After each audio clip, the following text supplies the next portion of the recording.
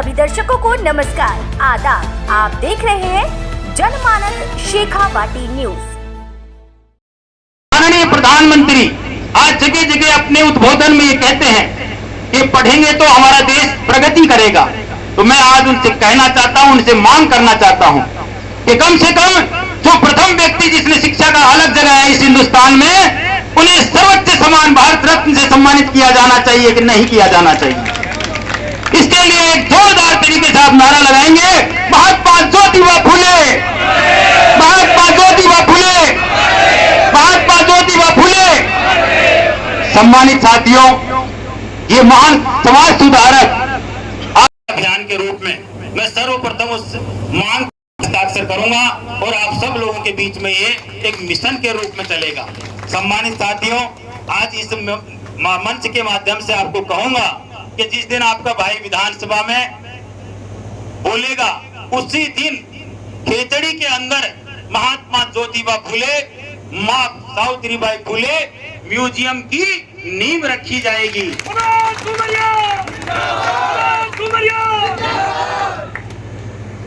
महापुरुषों के सपने और महापुरुषों के दिए हुए आशीर्वाद को मेरे सम्मानित साथियों बहुत सजो के रखने की जरूरत है।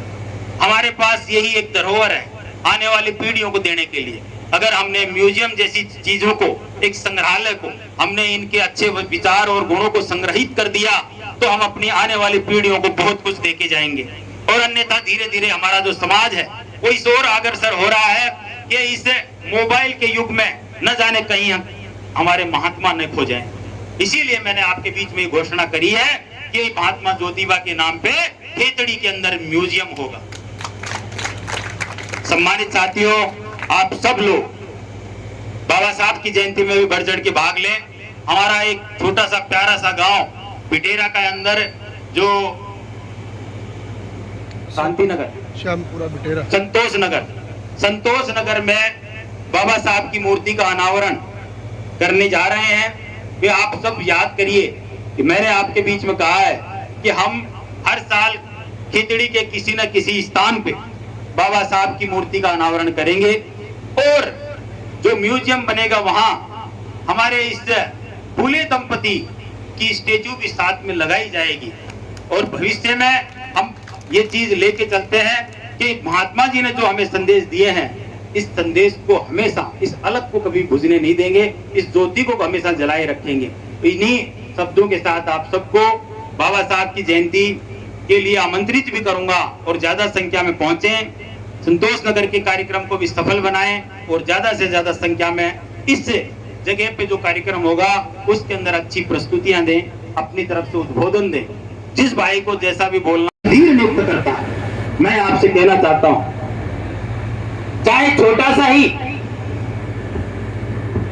छोटा ही चुनाव क्यों ना हो, लेकिन आपका मत बड़ा महत्वपूर्ण है। दोस्तों, मेरी बात को गौर करना। आने वाले समय में पंचायती राज के चुनाव आ रहे हैं, नगर पालिका के चुनाव आ रहे हैं। अनेक लोगों के, अनेक मेरे साथियों के मन में है मैं भी चुनाव लड़ूंगा, मैं भी लड़ूंगा। मैं आप सब से कहना चाहता हूं, आप सब चुनाव लड़ो, आपका अधिकार है, लेकिन एक बात को मत भूलना, खेतड़ी को एक ऐसा व्यक्ति चाहिए जो खेतड़ी के लिए, खेतड़ी के दुख दर्द को दूर कर सके, खेतड़ी के अंदर जो गंदगी है उसे दूर कर सके, खेतड़ी के अंदर जो बेरोजगारी है उसको दूर कर सके, खेतड़ी के अंदर जो भ्रष्टाचार है उसको दूर कर सके, खेतड़ी के अंदर जो आज की तारीख में युवाओं के लिए रोजगार नहीं है उस रोजगार की व्यवस्था कर सके। और खेतड़ी को सबसे ज्यादा जरूरत है एक नेक सोच और नेक दिल इंसान की। अगर आप में वो जज्बा है तो आप राजनीति में उतरे और अपने सभी साथियों को संगठित होकर मत करने के लिए कहें। मैं आपको विश्वास के साथ कहना चाहता हूं कि आपने अगर विवेक के साथ मत दिया तो आने वाले समय में नगर पालिका को आप एक बहुत ही अच्छा चेयरमैन दे पाएंगे और ये चेयरमैन आपकी खेतड़ी की दशा को और दिशा को दोनों को परिवर्तन करेगा। अभी मेरे साथी कह रहे थे कि गर्मियों के दिन शुरू हो गए हैं, घुमरिया जी पानी के टैंकर लगाएंगे। मैं आपसे जानना चाहता हूं, क्या यहाँ चेयरमैन नहीं है या नगर पालिका नहीं है या यहाँ विधायक नहीं है या कोई चुनी हुई सरकार नहीं है? सब कुछ है, लेकिन फिर भी मैं तो जहां हूं सब लोगों के लिए तैयार हूं। चाहे नगर पालिका हो चाहे पंचायतें हो। लेकिन दोस्तों, आज वो जो वोट हमने डाले हैं वो वोट हमारा क्या काम कर रहा है ये बताइए आप। इसीलिए मैं आपका ध्यान इस ओर लाना चाह रहा हूँ कि इस मत में बहुत बड़ी ताकत है। आगे से भविष्य में आपको पानी के लिए, बिजली के लिए और आपके मोहल्ले में गंदी नालियां सड़ती हैं इनकी सफाई के लिए, और साथ ही साथ जो खेतड़ी के अंदर लोग पलायन कर रहे हैं क्योंकि यहाँ रोजगार नहीं है, इसके बाद इस बात पे कोई गौर नहीं करता है कि रोजगार के चलते खेतड़ी का आदमी बाहर जा रहा है। इस सबसे महत्वपूर्ण बिंदु है ये, और इसमें आपको सबसे बड़ा ताकत जो भरनी है वो चेयरमैनी के चुनाव में और प्रधान के चुनाव में।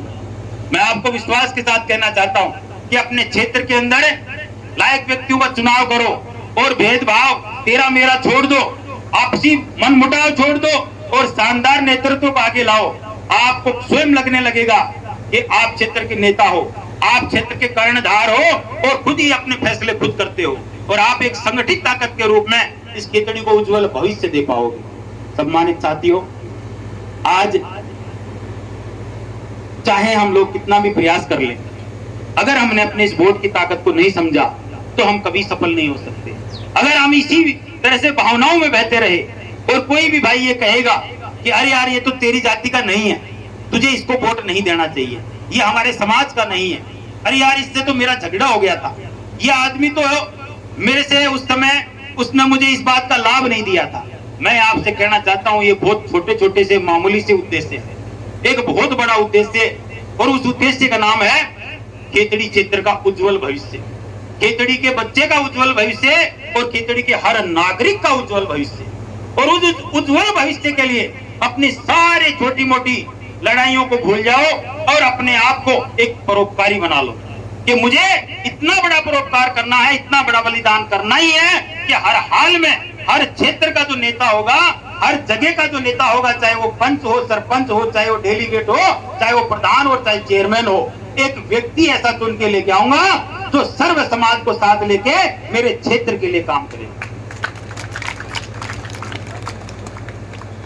आपके सामने ऐसी राजनीति की बयारियां बह रही है जिसके लिए मैं आपको क्या क्या कहूं। मैं सुबह से शाम हो जाएगी लेकिन उनके भ्रष्टाचार के बनने बीतेंगे नहीं। ये खेतड़ी की तकदीर जो है, क्या कहें इसके बारे में। ये यहाँ जो कोई खेतड़ी के नसीब में लिखा है और जिसे ये जनता चुनी है, वो सिर्फ और सिर्फ अपनी जेब भरने के सिवा कुछ नहीं सोचता। वो रोजाना एक ही चीज पे दिमाग लगाते हैं कि आज कितने लाख कितने करोड़ रुपए कमा रहे हैं। आपकी जेब खाली है, आपका पेट खाली है, आपके बच्चों के लिए फीस नहीं है और आपके घर में चूल्हा जलाने के लिए आपकी जेब में फूटी कोड़ी नहीं है। दोस्तों, ये सारी चीजें यहाँ के नेता का सोच नहीं है, यहाँ का नेता नहीं सोचता है। मैं आप सब लोगों को ये बताना चाहता हूँ कि इस क्षेत्र के साथ हमेशा से ठगी हुई और आज भी उसी ठगी का शिकार निरंतर हो रहे हैं। आप पाएंगे कि हर प्रकार से हमारे क्षेत्र की जो खनिज संपदा है उसका पूरी तरह से दोहन हो रहा है, अवैध खनन के रूप में। रात की भी घटना है कि रात में कौन सी जगह ब्लास्टिंग होती है। आज दूधवा के अंदर रात को एक ब्लास्ट हुआ और उस बस्ती में जाके बड़े बड़े पत्थर गिरे। आप देखिए, कल के अखबार में भी आपको देखने को नहीं मिलेगा। उन परिवारों को धमका दिया गया, डरा दिया गया, छोटी मोटी कोई FIR ले ली, 5 दिन बाद में खत्म। सम्मानित साथियों, अगर स्वतंत्र भारत और संविधान के अकॉर्डिंग जीना चाहते हो तो अपने मत के प्रयोग को ऐसे अपने अंतरात्मा में रख लो, अपने दिल में रख लो, किसी को मत बताओ, और अपने समय जैसे ही मशीन के सामने खड़े हो तो उसका ऐसा प्रयोग करो तो उसकी गूंज राजस्थान की विधानसभा तक पहुंचे। ये चीज अगर आपने कर ली तो हम खेतड़ी के लिए एक अच्छी तकदीर लिख पाएंगे। अन्यथा डाक के 3 बात ही हैं, चाहे कितने ही गुना भाग लगा लो और हम और आप इसी तरीके से शोषित जीवन जीने के लिए मजबूर रहे। कितने लोग ऐसे हैं जो आजाद जिंदगी जीना चाहते हैं, उज्जवल भविष्य चाहते हैं? है कोई? या सारा यही रहो चाहो जो डर डर के जिंदगी जीवाला कतनाक से जो पैदा हुआ है वो मरेगा, अमर कोई नहीं है। कुछ ऐसा कर जाओ जो 200 साल महात्मा जी को हम याद कर रहे हैं। अच्छा कोई कर्म करोगे तो हमारे लिए भी कोई ना कोई आने वाली पीढ़ियां इसी प्रकार से आयोजन करेंगी, और नहीं तो भैया पता ही नहीं कितने आते और कितने चले जाते हैं। और मैं तो आप सबसे कहना चाहता हूं कि ये शरीर जो है एक दुकान है। क्या है? दुकान है, और जीव इसका ताला। और जब ये ताला खुलता है तभी पता चलता है कि दुकान में सोना है या कोयला। मेरे साथियों, हमारे विचार, हमारी सोच इतनी अच्छी होनी चाहिए कि जितने लोग हमारे इर्द गिर्द हैं, हमारे आसपास हैं, वो हमारे विचारों से हमेशा ऊर्जावान रहें और अच्छाई की तरफ अग्रसर रहें। कि जैसे कहते हैं ना कि इंसान अच्छे की संगत करता है तो अच्छा बन जाता है, और बुरे की संगति करता है तो बुरा बन जाता है। यही चीज मैं चाहता हूं कि खेतड़ी का हर एक बच्चा खेतड़ी के लिए इतना उज्जवल भविष्य लिखे, उसके परिवार, उसके समाज का नाम रोशन करे, और हर एक आदमी आज आने वाले युग के लिए बहुत ही शानदार भविष्य वक्ता बने। मैं सब लोगों से पुनः एक बार आप सबको, सभी दर्शकों को नमस्कार, आदाब। आप देख रहे हैं जनमानस शेखावाटी न्यूज।